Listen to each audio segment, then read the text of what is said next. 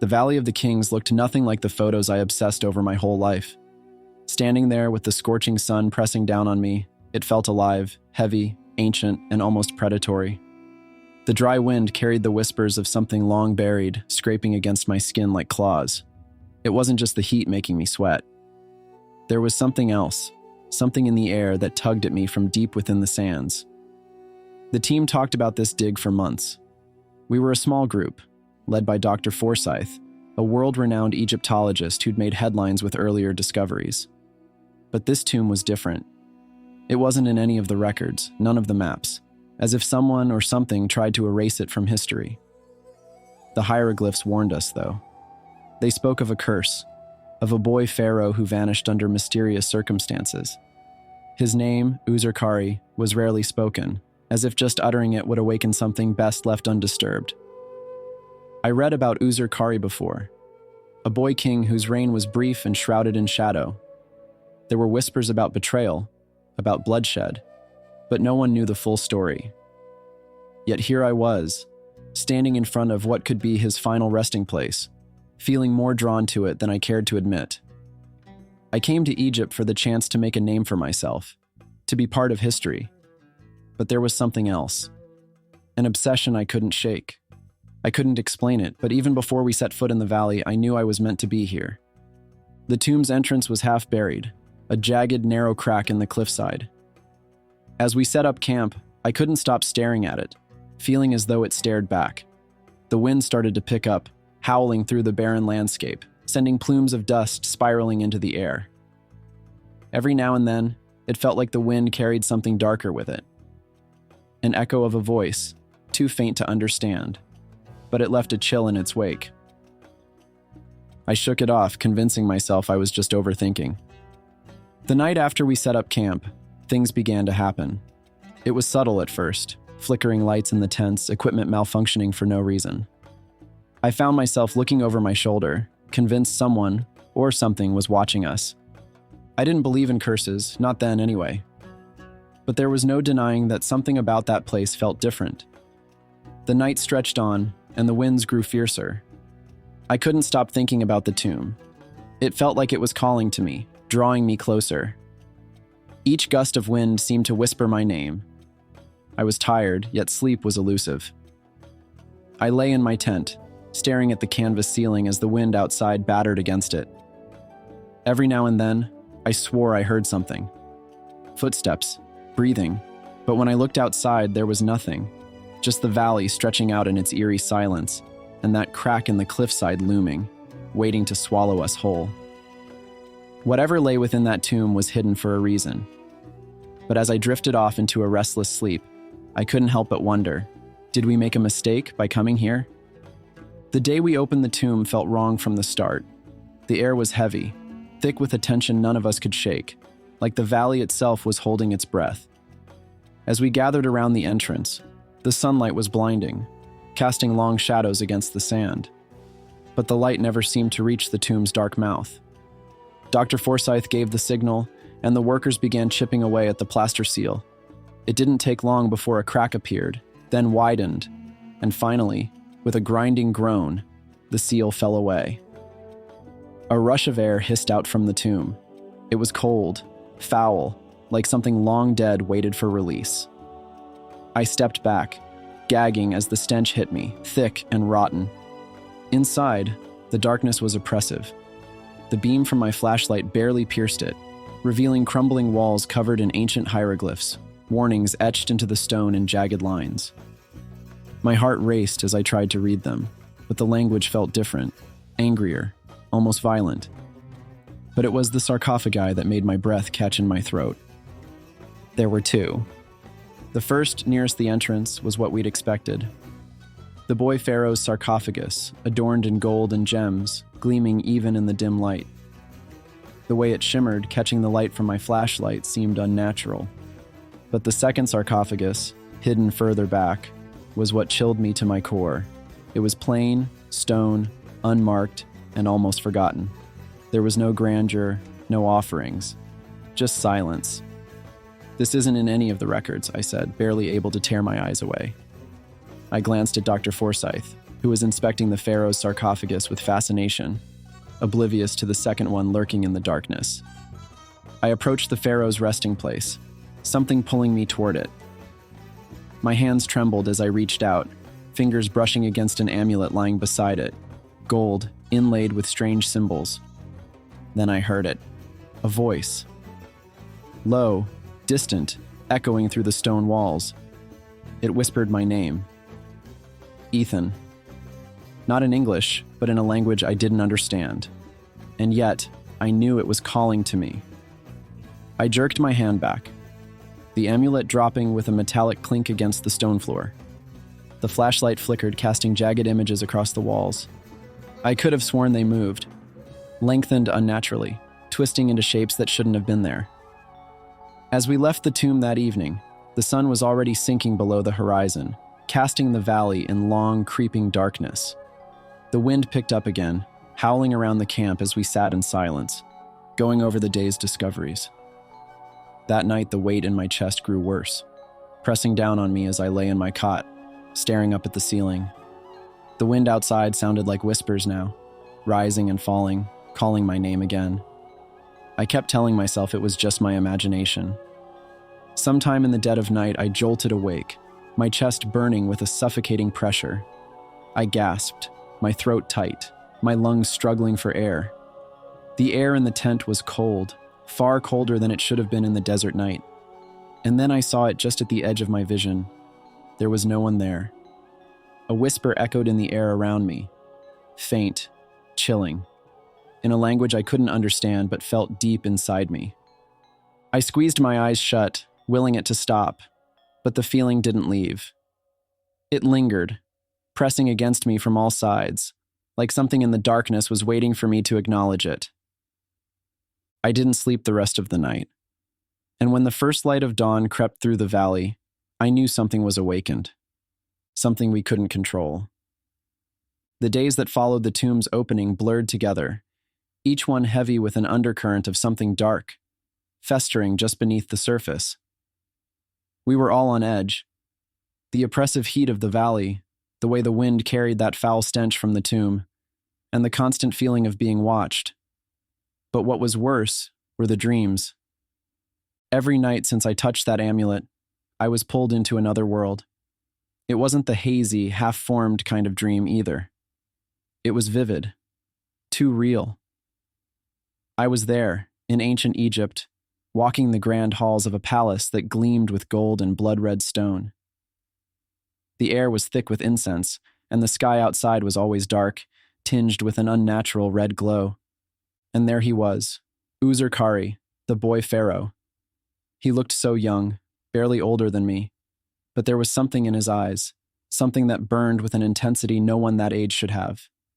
His gaze followed me everywhere in the dream, and no matter how much I wanted to turn away, I couldn't. There was something magnetic about him, powerful, commanding. I never spoke in these dreams, just listened, entranced by the way his words seemed to wrap around me, promising greatness, power, and something darker. He spoke of betrayal, of those who wronged him, of his unfinished legacy, and how I could help him reclaim what was rightfully his. "Follow me," he said, his hand reaching out, hovering just inches from my chest, close enough that I could feel the heat radiating from him. I'd wake up each morning drenched in sweat. But the worst part was that even after I woke, I still felt him there. The next evening, I couldn't take it anymore. I went back into the tomb, alone. The moment I stepped inside, the weight of the darkness fell over me. The air was thick, cold. I reached the sarcophagi and stood there, staring at the pharaoh's grave. I could feel his presence, stronger than ever. The whispers started again, soft at first, but growing louder, echoing off the stone walls. "Awaken the pharaoh," they urged. The darkness in the tomb lengthened, shifting and twisting in ways that made my skin crawl. In the corner of my eye, I saw figures, fleeting, like wraiths moving just beyond the reach of the light. I spun around, but every time I tried to focus on them, they were gone, slipping back into the darkness. But the whispers didn't stop. They never stopped. They were calling me, They wanted me to set him free. And deep down, part of me, no matter how terrified, wanted to answer. It began with the cold, and then the nightmares started. They weren't like the visions of the Pharaoh's grand halls or whispered promises of glory. These were darker, more visceral. I'd find myself standing beneath a towering figure, his face obscured by darkness, his presence suffocating. He never spoke, but I could feel his anger, a deep, festering rage that radiated from him in waves. In these nightmares, I saw a brother betrayed, cast aside, and forgotten. I saw the Pharaoh, but not the noble figure I'd come to know in my dreams. He was different here. His eyes cruel, his smile twisted into something predatory. One night, I woke to find my tent drenched in an icy cold, my breath visible in the air. My heart hammered in my chest as I felt that same presence, closer now, more tangible. I could almost hear his breath, slow and deliberate, as though he were right behind me. I bolted upright, throwing off my blanket, my eyes darting around the dark tent. At the edge of my vision, something moved, just a blur that didn't belong. I blinked, and it was gone. But the cold remained. In the days that followed, the brother's presence became more frequent, more invasive. I'd catch glimpses of him out of the corner of my eye, just a silhouette watching from the edge of the camp or from the darkness of the tomb. But every time I turned to look, he was gone. Then he started speaking. His voice was nothing like the Pharaoh's. It wasn't soft or enticing. It was a whisper, raspy and strained, like the words were being forced out of him. He never appeared to me directly, not like his brother. Instead, his words came in fragments, cryptic warnings that echoed in my mind when I was alone. I'd wake from sleep, his words ringing in my ears, heart pounding. He told me of betrayal, of a blood-soaked past hidden beneath layers of history. He spoke of lies, of how the Pharaoh wronged him, stolen what was rightfully his, and buried him in obscurity, his name erased from the records, his legacy destroyed. The Pharaoh, for all his charm and promises of greatness, was hiding something. I could see it now, the way his smile would linger just a moment too long, the darkness in his eyes when he spoke of the future. There was a coldness that made my heart race for all the wrong reasons. His dreams, once alluring, were now tinged with something menacing behind every word. But the brother, Ani, he was no better. He might have been wronged, but his anger twisted into something monstrous. His warnings, while terrifying, came with an unspoken price. Every time I listened, every time I acknowledged him, I could feel him tightening around me. It felt like I was being claimed by something, drawn deeper into a nightmare. I tried to sleep, but the air in the tent felt too stifling, my skin crawling with an unease I couldn't shake. I lay there, staring at the canvas ceiling. The whispers grew louder over the past few days, but that night they were deafening. And then something pulled me. Not physically, but from deep inside. An invisible hand tugging at my very soul, drawing me toward the tomb. I didn't want to go. Every instinct screamed at me to resist, but I was powerless. Whatever force was controlling me, it was stronger than my fear. I reached the chamber with the sarcophagi, my feet moving with a purpose that wasn't my own. I stood there staring at them. The boy pharaohs adorned with gold and jewels, the brothers plain and unmarked. My breath hitched as a deep, unsettling silence settled over the room. A sharp, splintering sound filled the air as the stone lids of the sarcophagi shifted, grinding against the ancient slabs beneath them. I couldn't move. I was rooted to the spot, frozen by some primal terror as the lids slid open with a deep, resonant thud. First, the pharaoh. His form rose from the sarcophagus, slow and deliberate, as though time itself bowed to his will. His body was a grotesque mockery of life. Desiccated skin stretched tight over bone, limbs twisted and malformed. But it was his eyes that paralyzed me. They burned with an unnatural fire, flickering with ancient malice and a hunger that chilled me to the core. His once regal face, now a hollowed, decayed mask, turned toward me, and in that moment I felt the weight of his power, his dominance. "You have served me well, Ethan. You are worthy of the gift I offer. immortality, power beyond your wildest dreams. Pledge your loyalty to me and you shall rule by my side for eternity. His words should have enticed me. Just days before they would have. But now, staring into the hollow pits of his eyes, all I felt was revulsion. His promises of greatness were lies, twisted by centuries of madness and hunger for control.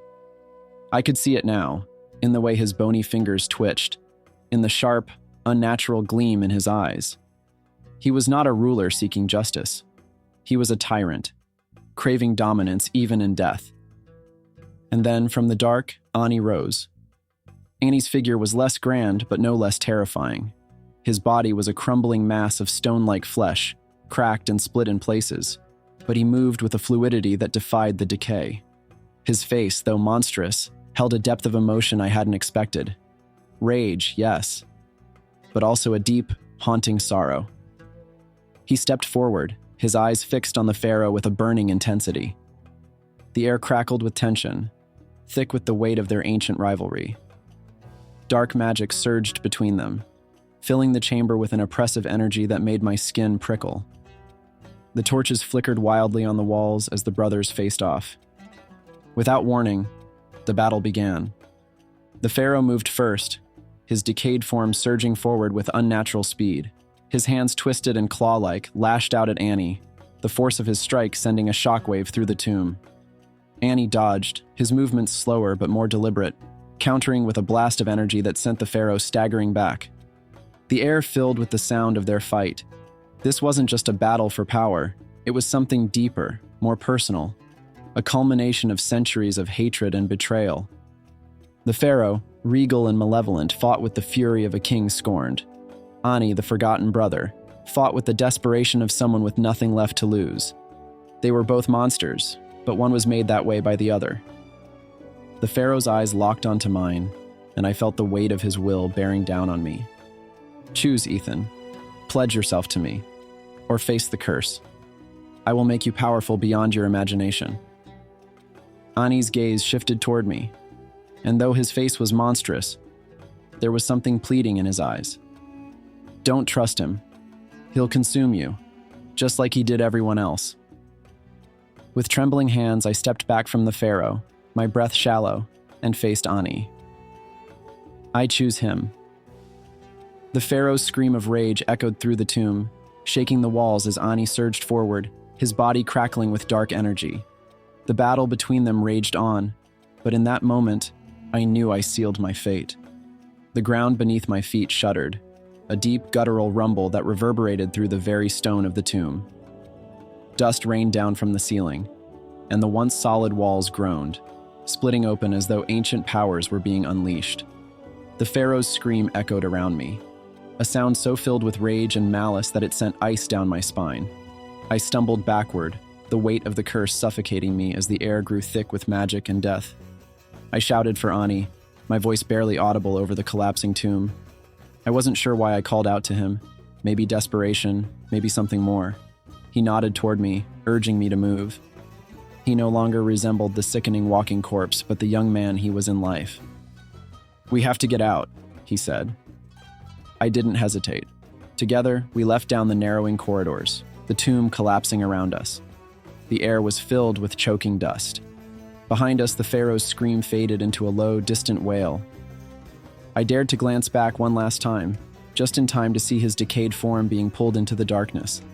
His eyes, once filled with fire, were now hollow pits of hatred as his soul was dragged back to the underworld.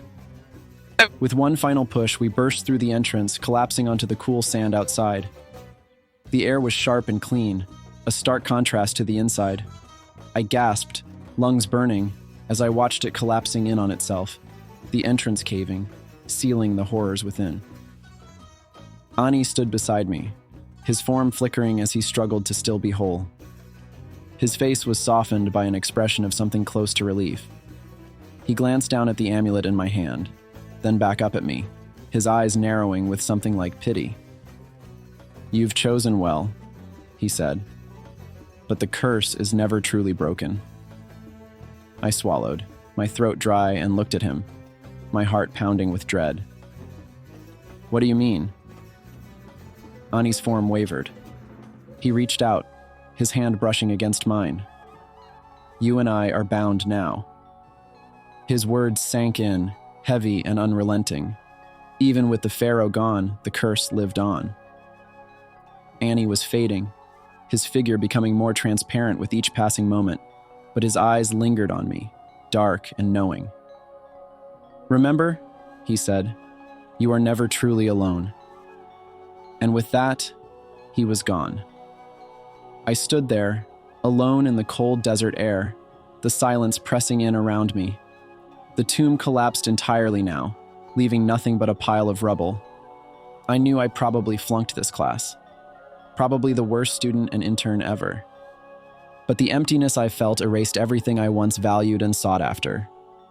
The curse was now a part of me, and no matter how far I went, I could feel it there. Always watching, always waiting. And sometimes in the quiet of the night, just on the edge of sleep, I could still make out Ani's voice whispering my name.